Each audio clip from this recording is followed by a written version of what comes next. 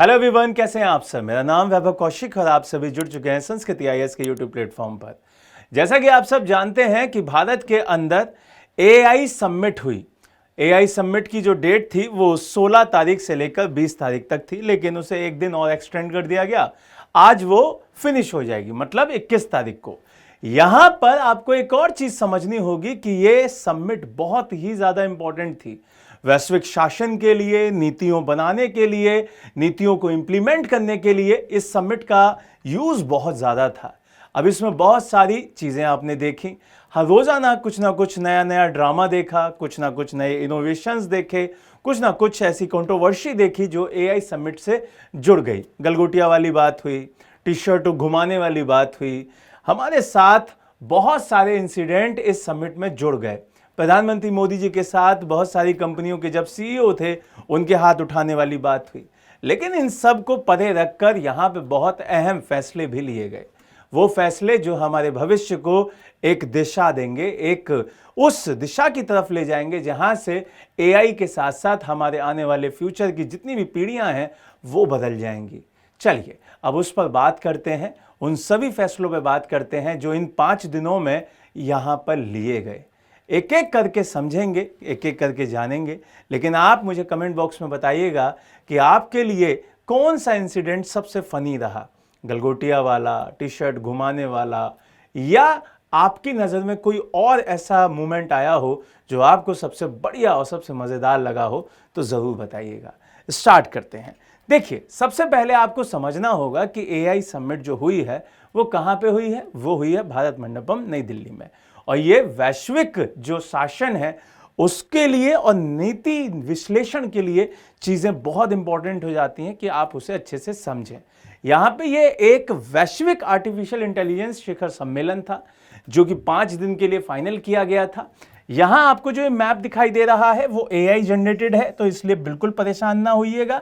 ये भारत का मैप कुछ इस तरीके का दिखाई देता है, तो इसे पूरा कर लीजिएगा, ठीक है। तो एआई जनरेटेड जब भी मैप वगैरह आए तो उसमें परेशान नहीं होना है। वो चीजें वो लेता है जो ग्लोबल वर्ल्ड में दिखाई जा रही हैं। दूसरी बात, यहां पर आपको समय, स्थान और उसकी जो मेन चीजें हैं वो मैंने बता दी। इसका मेन कारण क्या था? मेन कारण था कि जो आपके विकासशील देश हैं और जो विकसित देश हैं उन सभी को एक प्लेटफॉर्म पर लेके आए। एक प्लेटफॉर्म पर लाने के बाद उन सभी के साथ मिलकर हर एक व्यक्ति के लिए एआई को यूजफुल बनाना है, एआई को पहुंचाना है एक गांव-गांव के व्यक्ति तक।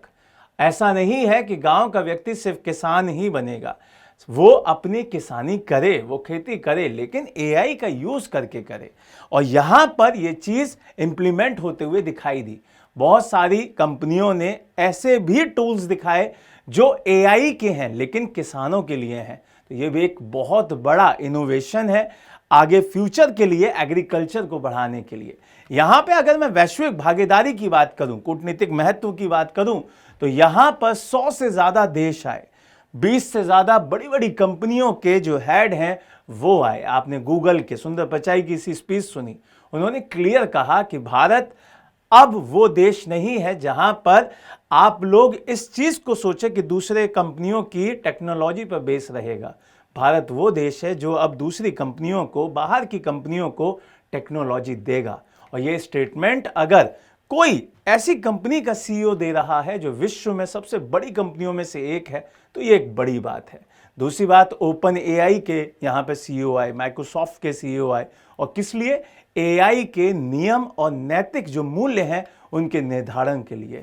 यहां पे 3 स्तंभ फाइनल किए गए। समिट में 3 मेन पॉइंट रखे गए। पहला, आपका पर्यावरण, वो किस तरीके से हमारे प्लैनेट में रहेगा, प्लैनेट को उससे खतरा ना हो। यहां पे ये चीज समझनी होगी कि एआई को हम जनरेट तो कर रहे हैं, लेकिन क्या उससे हमारा पर्यावरण दूषित हो रहा है?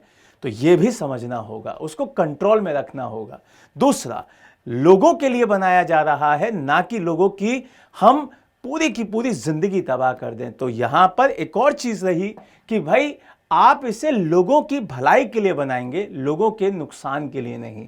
तीसरी बात यह हुई कि भाई आपने इसे विकास करने के लिए स्टार्ट किया है, ना कि इसे अंधकार में जीवन देने के लिए।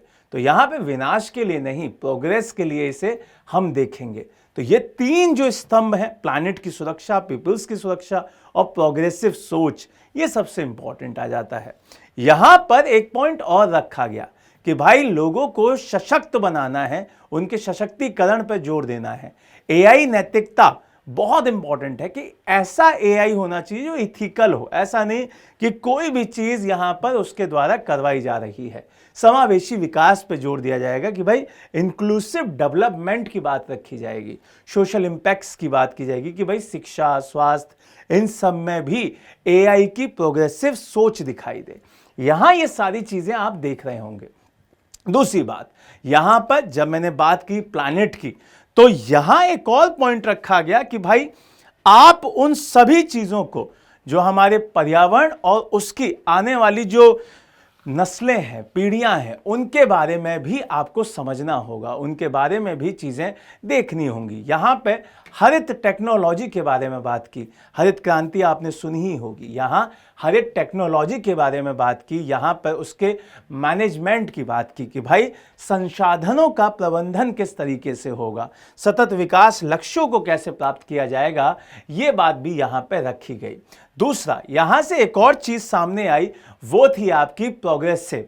जो प्रोग्रेस करने की बात है, विकास और आर्थिक वृद्धि की बात है कि आप इनोवेशंस को, बुनियादी ढांचों को, इंफ्रास्ट्रक्चर को कैसे बढ़ाएंगे और उन चीज़ों के बढ़ाने के बाद देश की इकोनॉमी को कैसे बढ़ाएंगे, उत्पादकता की वृद्धि से बाजार का सृजन कैसे करेंगे, वो सारी चीज़ें यहाँ पे रखी गई।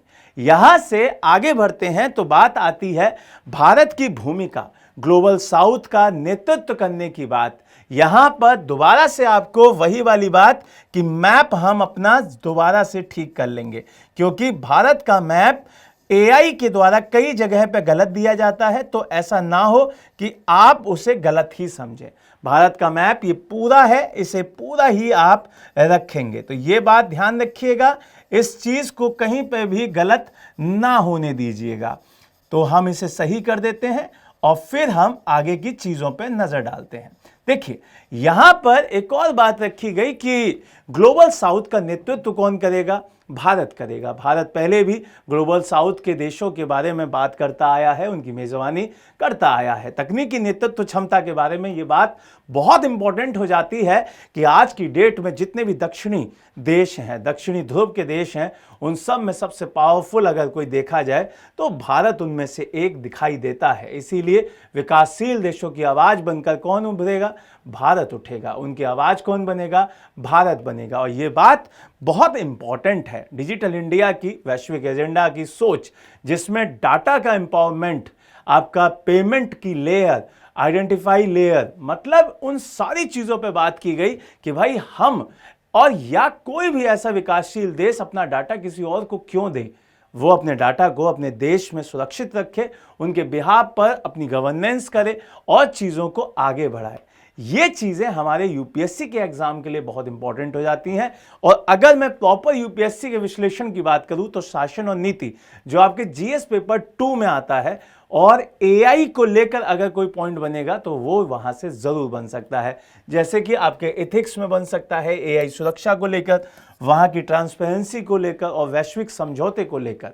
ये सारी चीजें आपके लिए बहुत इंपॉर्टेंट है। पेपर 3 के लिए अगर मैं बात करूं तो वहां पे विज्ञान और तकनीक, इसके साथ साथ अर्थव्यवस्था की भी कुछ चीजें यहां आती हैं। तो ये पेपर 3 के लिए भी इंपॉर्टेंट है कि भाई ग्रोथ पॉलिसी कैसे दिखाई देगी, स्किल डेवलपमेंट कैसे दिखाई देगा, और सबसे इंपॉर्टेंट कि भाई एम्प्लॉयमेंट कैसे इससे प्रभावित होगा, या तो इससे जॉब छीनेंगी या इससे जॉब लगेंगी।